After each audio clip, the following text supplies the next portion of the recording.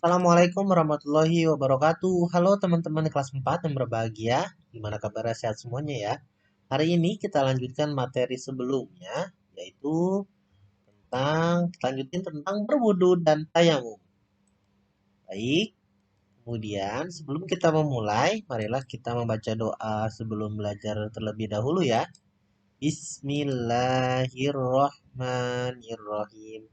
Rabbi zidni ilman warzuqni fahman waj'alni minas solihin.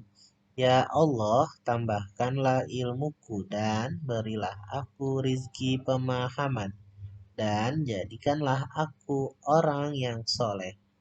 Amin. Oke, kita next. Ayo, ada yang tahu ini anak sedang ngapain ya? Kita namain si Jono. Jono. Jono sedang ngapain ya? Betul, sedang berwudu.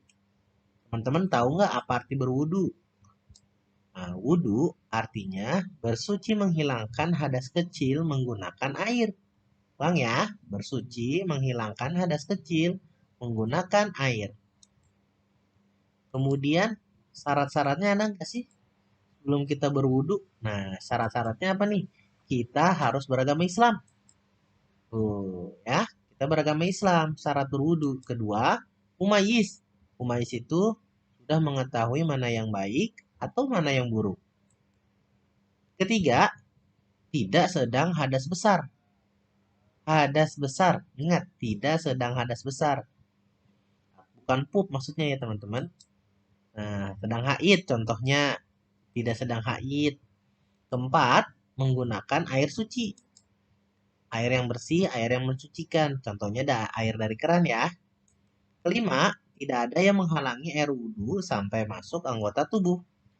Maksudnya, tangan kita tuh bersih, kaki kita bersih, mau wajah kita bersih, nggak ada kotoran yang lain. Contohnya, tinta, cat, bekas pulpen, ya. Hati-hati ya teman-teman, kita bersihin dulu, baru kita berwudhu. Jangan sampai menghalangi. Selanjutnya, rukun berwudhu. Nah, rukun adalah sesuatu yang harus dilakukan. Dalam berwudhu tuh apa sih? Ini harus nih, nggak boleh terlewat. Good. Kita sudah tahu membaca niat. Niat berwudu sudah hafal ya. Kedua, membasuh muka. Dan ketiga, membasuh kedua tangan.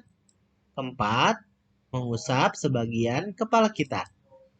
Kelima, basuh kedua kaki.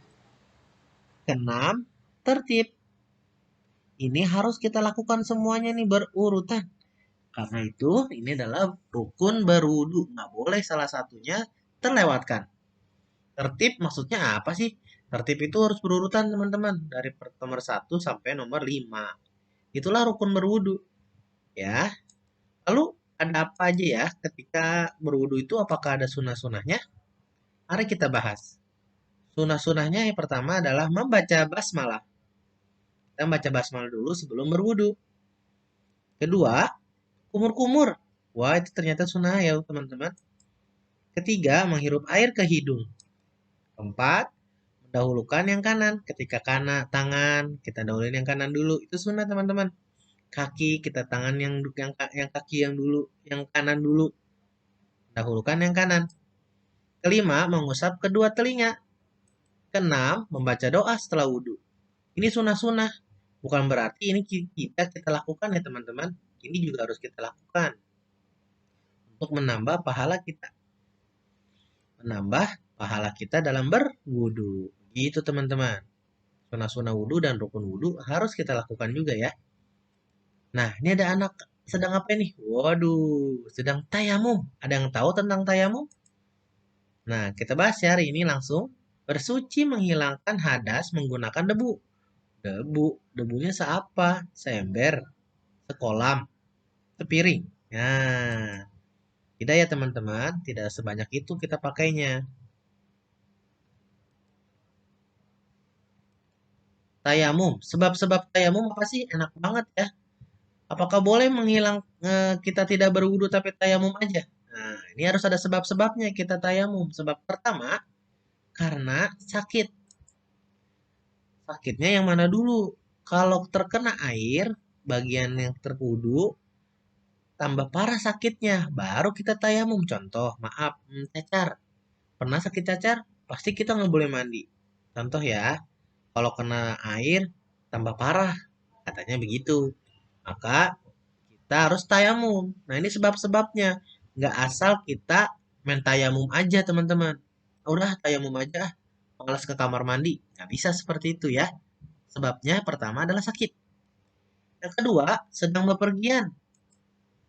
Nah, sedang bepergian biasanya kita di pesawat yang berjam-jam atau naik kereta, naik mobil, naik bis.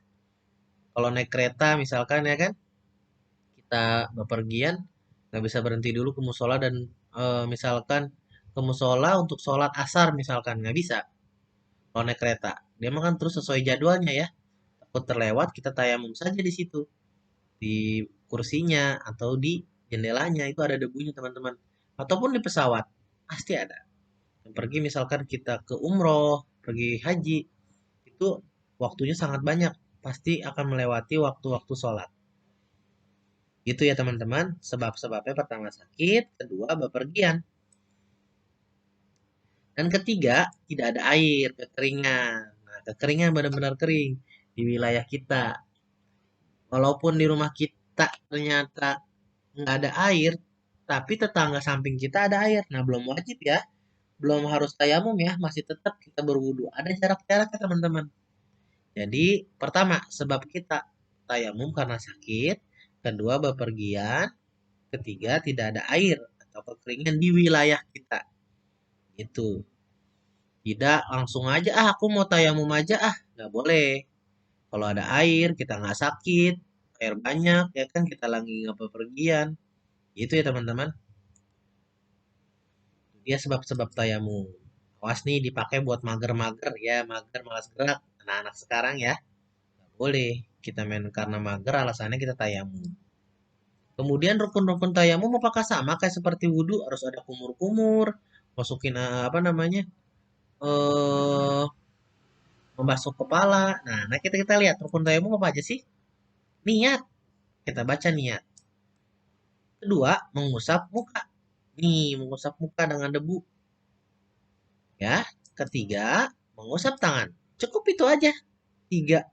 Rukunnya niat, mengusap muka, mengusap tangan. Selesai.